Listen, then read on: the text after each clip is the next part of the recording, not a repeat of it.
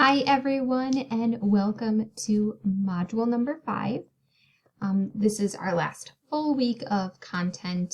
Next week is going to be a shortened week because it's the 5.5 part, so it's the half. But let's focus on what we've got for this week. So this week we're talking about the topics of the urinary and the reproductive system. So that's both male and female reproductive systems. So for us, that's going to be chapters 11, 12, and 13 in our book. So let's get into it. The first chapter that we're going to talk about is chapter 11, which is dealing with the urinary system. The urinary system consists of 2 kidneys, 2 ureters, a urinary bladder, and a urethra. The primary function of the urinary system is to regulate the extracellular fluids that are found in the body, which is done through a process of urination. The kidneys, however, carry out the major work of the urinary system. The urinary system passes urine out of the kidneys, through the ureters, to the bladder, to get stored until it is secreted from the body through the urethra. Now, the urinary system is broken into both what we call microscopic and macroscopic structures, so let's take a few minutes and talk about each of those. You've got your kidneys, ureters, and bladder, as well as the urethra. The macroscopic structures that we have are the kidneys first. The kidneys are fist-sized and bean-shaped, so if you've ever been to Chicago and you've heard of the structure in the middle of Chicago called the bean, where that name came from was kidneys, because if you look at it, it looks like a kidney bean. They're located in the retroperitoneal cavity. So for a way to think about that, if you break down that medical term, retroperitoneal means lower back. So with that, if you think about if you've ever done like the angry parent stance where you put your hands on your hips, where your hands kind of land in the back is actually where your kidneys are located. The next macroscopic structure is going to be the ureters. They're typically about 10 to 12 inches in length, and their whole job is to carry urine that is newly formed from the kidneys to the bladder. They're very, very thin. I'm talking like 2 millimeters in width, so they're very thin and very flexible. We also have the bladder. This is just a hollow organ that holds urine before it's being expelled, and it is in the anterior pelvic part of the anterior pelvic cavity of the body. And lastly, we have the urethra. And the urethra its whole job is to expel urine from the bladder to the outside of the body. The urethra for males and females is different lengths, depending again on the sex of the person. So females actually have a very short urethra, typically about 1.5 to 2 inches, where males are going to be somewhere between 3 to 7 inches, and that all is based upon the genitalia that is present. Now, microscopic structures are structures that we cannot see with our naked eye. We need a microscope to see them. So when it comes to the urinary system, the microscopic structures that we have are called nephrons. Nephrons are the functional unit of our kidney, and they're responsible for maintaining homeostasis by continually adjusting and regulating the contents of our blood plasma. There are approximately 1 million nephrons in each of our kidneys, so they're very, very tiny, and their whole job is to carry out 3 steps or 3 functions when they process and produce urine. The first one is called filtration. Filtration is where the renal corpuscle will filter the water and the blood that is coming into the kidney, and then the next thing it's going to do is reabsorption. So after the blood and the water are filtered, most of the water and some of the electrolytes and amino acids are returned to the capillaries, and they re-enter the circulating blood. Those that did not go into secretion. And this is the final sort of step of urination, where it's made it now secretes it into the ureters, which will then take it to the bladder, which will then take it to the the urethra for expulsion. So here are some of the terms that you will hear or that are related to the urinary system. We have a couple of word roots, so cyto or cysti, litho, nephro, olgario, meto, reno, urico, urine, uro, and vesico are all word parts that also have a combining vowel. And then you have one suffix in here, ura, which, as you can see from the table, what each of those individually mean. So in addition, this chapter does go on to discuss the pathology of the urinary system, which will include discussions on polynephritis, glomerular pneumonitis, nephrolysis, and acute tubular necrosis. It also discusses medications that are used for treatment in relation to urinary system diseases. So I would highly recommend taking some time to look at those guys as well. Next up, we're going to talk about Chapter 12. Chapter 12 is discussing the female reproductive system. The female reproductive system is designed to produce and transport ova, or the female sex cells, discharge ova from the body, and provide nourishment and protection for a developing fetus throughout pregnancy and fertilization. The female reproductive system also produces two sex hormones, which are estrogen and progesterone. And these play an important role in the reproductive process. These hormones are responsible for the development of secondary sex characteristics such as breast development and the regulation of your menstrual cycle. The female reproductive system is composed of both internal and external organs. Our internal organs are going to be the ovaries, fallopian tube, uterus, and vagina. The ovaries are almond-shaped glands located on each side of the uterus. Each ovary contains about 1,000 eggs or ovum, and women are really born with all of the eggs that they will ever produce or have in their life. So what they're born with is what they have their entire life. They cannot, and women do not, reproduce ovum. The fallopian tubes are next. These are two tubes that extend from the uterus and they surround the ovary. They will help move the ovum from the ovary to the uterus for fertilization, but they do not actually touch the ovary.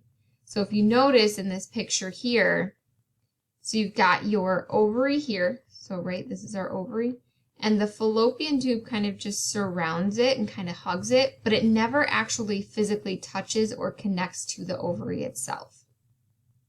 So it's really important to know because some people tend to think that the ovary sort of is encapsulated by the fallopian tube, but that's not the case. The uterus is a hollow muscle that has an inverted pear shape, and it's located in the pelvic area between the bladder and the rectum. The uterus consists of three parts: the fundus, which is the upper part, the body, which is the middle part, and the cervix, which is the lower part. And lastly, we have the vagina. This is a muscular tube that extends from the cervix to the exterior of the body. Now, our external organs are collectively called the vulva, and they include the labia minora, the labia majora, the clitoris, the Bartholin's glands, and the mons pubis. But along with these external structures, we also have the breasts, which are considered an external organ as well. Each of the breasts have what we call mammary glands, and while they are in both sexes, they only function for the female reproductive system. And the breasts are not directly involved in the reproduction or reproductive system, but they do hold an important job after or post-delivery. Their role is to secrete milk and nourishment for the newborn child through a process called lactation. One of the other things that we discuss with the female reproductive system is the menstrual cycle. And the menstrual cycle consists of a series of phases during which the uterine endometrium changes as it responds to changing levels of hormones. Typically, the duration of a menstrual cycle is 28 to 35 days, and the term that is used for the initial menstruation period is called a menarche. This is typically going to happen around puberty age for females, which is going to be around age 12. Now that could be different for each person. It really depends on family history as well as your hormone levels as you are changing. Along with the reproductive system, we also have the topic of pregnancy. So during pregnancy, the uterus will change in its shape, size, and consistency. The average pregnancy or gestation will last approximately 9 months or 40 weeks. And we break that down into 3 trimesters. Each trimester is 3 months in length or 12 weeks.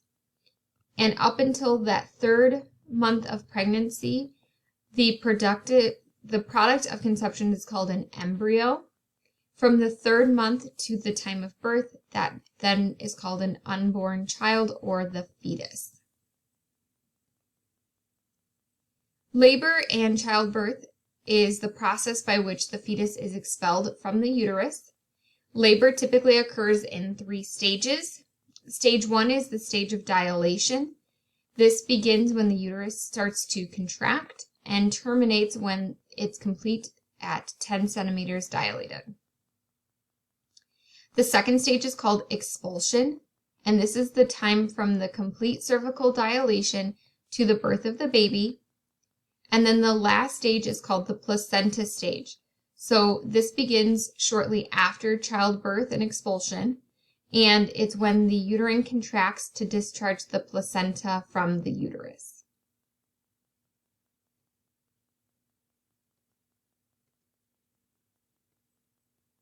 All right. The last thing that we have to talk about for the female reproductive system is the topic of menopause.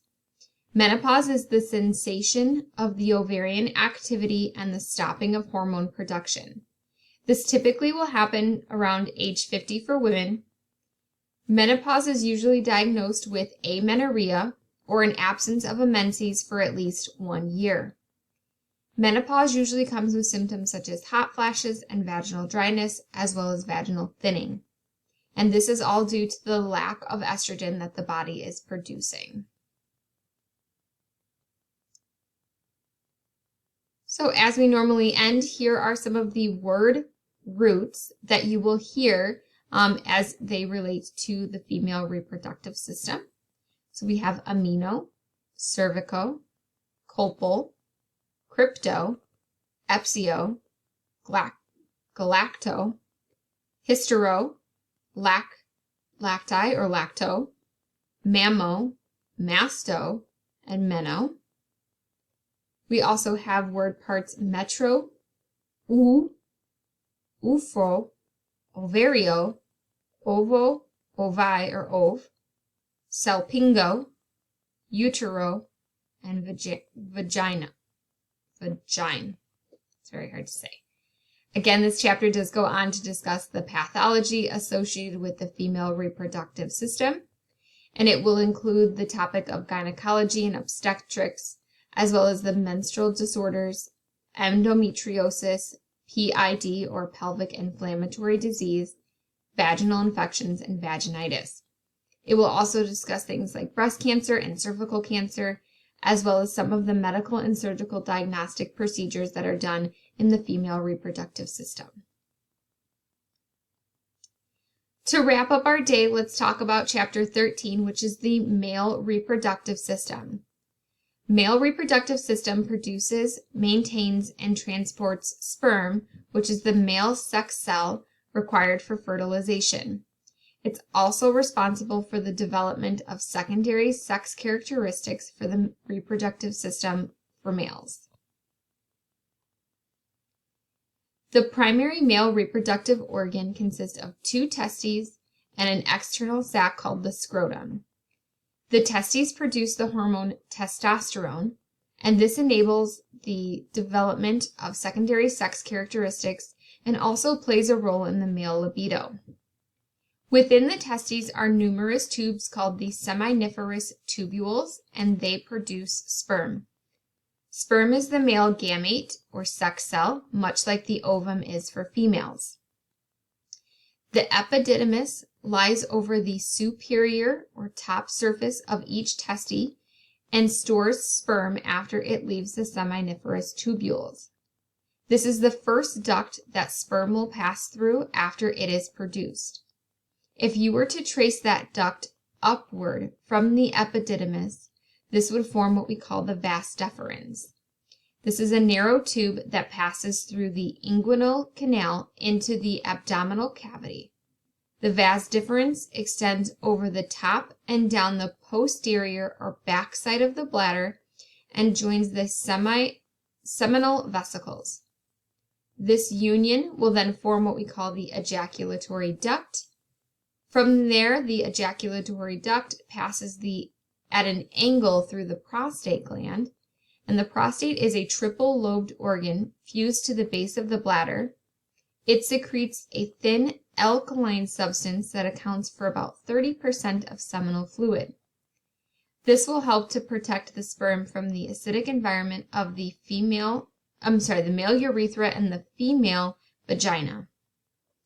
The urethra will expel the semen from the body during ejaculation, but it also acts as a way to expel urine from the body during urination. So, during the ejaculation phase, the sphincter at the base of the bladder will close. So this means that it will stop urine from being expelled with the semen, but it also stops semen from being expelled with urine and entering the bladder. And to wrap up chapter 13, here are some of those word parts and word roots that you will see that relate to the male reproductive system. First, we have balano, gono, inguino, orco, orchio, or orchid, phallo, sperma or spermato, vaso, we have vesicle, and we also have the suffix spaditis. This chapter will also talk about the pathology related to the male reproductive system, which will include STIs or sexually transmitted infections, BPH or benign prostate hyperplasia, cryptocortisone, prostate cancer, testicular cancer, and other diseases or conditions. So what is your homework for the week? So first thing that you do have is your discussion board. This is your last discussion board for the quarter. Please make sure that your initial posting is done on Tuesday by midnight, as well as doing 2 reply posts to your classmates by Saturday. Again, if you want specific due dates, please look at the course calendar as that is all set up. You'll have another dictation assignment. So again, that is one where it looks like a quiz, but you have unlimited attempts and unlimited time, 1 attempt to take that. So you can listen to the recordings and the dictations as many times as you need to answer the questions. You will have another course project on treatment notes this week. So again, you'll be given treatment notes for 2 patients, and you'll need to look through those treatment notes in order to answer the course project questions. You'll have another quiz this week. Again, you have 1 attempt at that quiz. And if you want to know what you got wrong on that quiz, please make sure that you do reach out to me, and I will gladly tell you what you got wrong after the quiz closes Sunday at midnight. And then lastly, you'll have your Module 5 live classroom assignment. Please make sure that you look at the course calendar and your Microsoft Teams classroom to see when that Module 5 live lecture is. During that, remember, I will ask you a code question, and your job as the assignment is to answer that code question. So your dictation assignment, course project, quiz, and live classroom assignment are all going to be due on Sunday by midnight. Again, please check your course calendar for specific due dates and times. All right, guys, that is what I have for Module 5. If you have any other questions, comments, or concerns, please reach out to me. Otherwise, I hope you have a great Module 5. Bye, everyone.